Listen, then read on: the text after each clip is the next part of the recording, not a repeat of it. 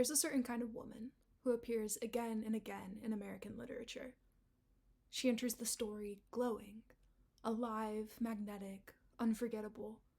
She is beautiful, but more than that, she feels inevitable, as if the entire narrative bends around her. And then she dies, often suddenly, often symbolically, but almost always for someone else's story. From the abandoned body of Eliza Wharton in The Coquette, all the way to Laura Palmer wrapped in plastic, America has built an entire literary and artistic tradition around the beautiful dead woman. But why? Why is the female body America's favorite side of tragedy? Why do so many stories imagine these luminous women, only to extinguish them? And what does it say about the culture that creates, cherishes, and then sacrifices these women? As cultural theorist Elisabeth Bronfen argues in Over Her Dead Body, Western art repeatedly turns the dead female body into a canvas, a place where beauty, morality, anxiety, and desire get painted over human complexity. In other words, the beautiful dead woman's death is never just hers. It's doing cultural work. This video essay will capture and track that work. From early national novels to Gothic tales, from realism to modernism, to the dead girl detectives of today, we'll explore how American literature and art uses the beautiful dead woman to soothe national anxieties, enforce gender norms, and generate narrative drama, and conceal deeper social failures. Her death isn't an accident. It's a structure, a pattern, a story America cannot stop telling. And the question isn't just why she dies, it's what her death allows everyone else to avoid.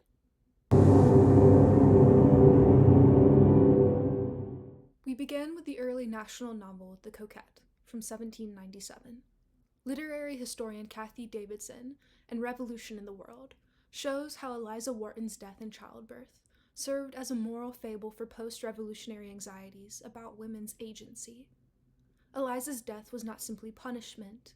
It was cultural performance meant to restore social order.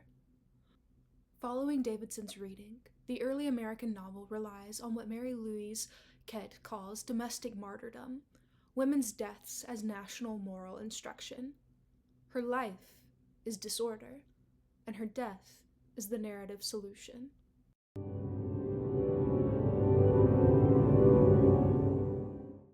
Nineteenth-century sentimental literature intensifies this logic. Scholars like James Tompkins in Sensational Designs argue that sentimental novels used female suffering to shape the nation's emotional life. Beth March in Little Women is a classic sentimental figure. Scholars such as Anne Dalk and Beverly Lyon Clark note that Beth's death functioned as a ritualized moment of moral pedagogy, teaching readers how to grieve, how to self-sacrifice, and how to devalue domestic virtue. In this genre, purity becomes narrative capital, suffering becomes a moral performance, and death becomes the ultimate sentimental climax. The beautiful woman must die because her goodness is more powerful as memory than it is as action.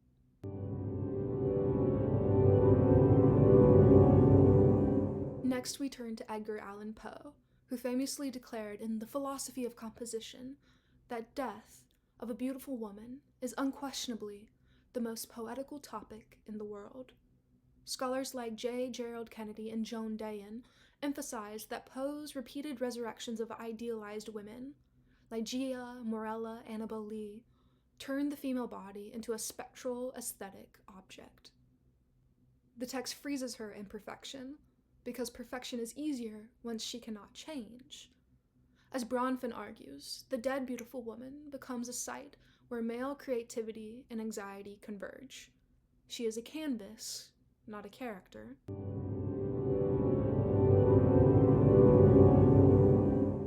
By the late 19th and early 20th centuries, the beautiful dead woman shifts.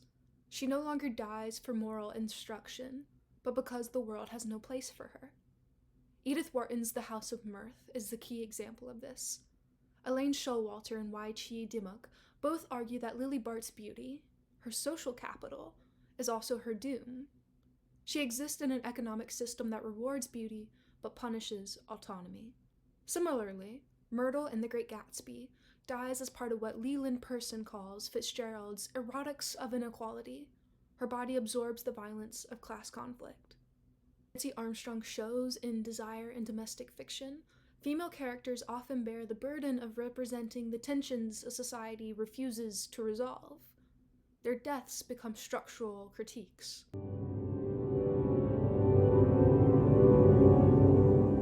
Modern narrative theory sheds light here. Peter Brooks, in Reading for the Plot, explains that death exerts a special narrative force. It provides closure, resolution, and meaning. This is why women like Laura Palmer of Twin Peaks exist primarily as corpses. As Catherine Spooner argues in contemporary Gothic, the dead girl becomes the portal into a community's darkness. So too in The Great Gatsby, critics such as Michael Nolan show how Myrtle's death is the hinge on which the novel's entire moral reckoning functions. Dies to give the male protagonist emotional depth, guilt, or other emotional transformation. She is sacrificed not for herself, but for narrative momentum.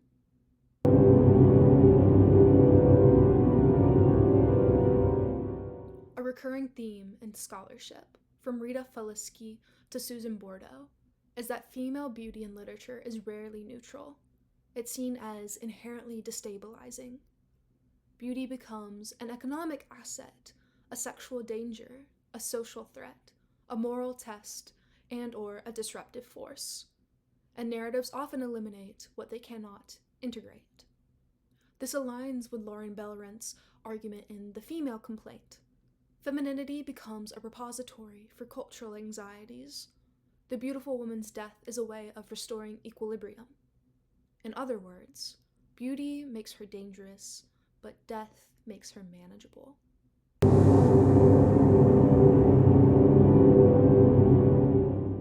Contemporary critics still trace this logic. Alice Bolin's Dead Girls shows how modern crime media relies on the same pattern, a beautiful, mysterious young woman whose death produces meaning for others. Or the manic pixie dream girl trope, analyzed by scholars like Hannah Williams, is a sanitized version.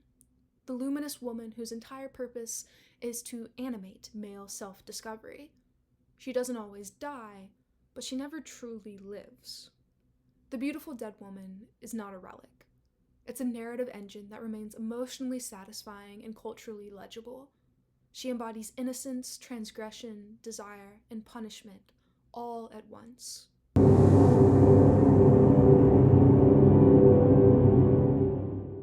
So why does American literature and art keep killing the beautiful dead woman?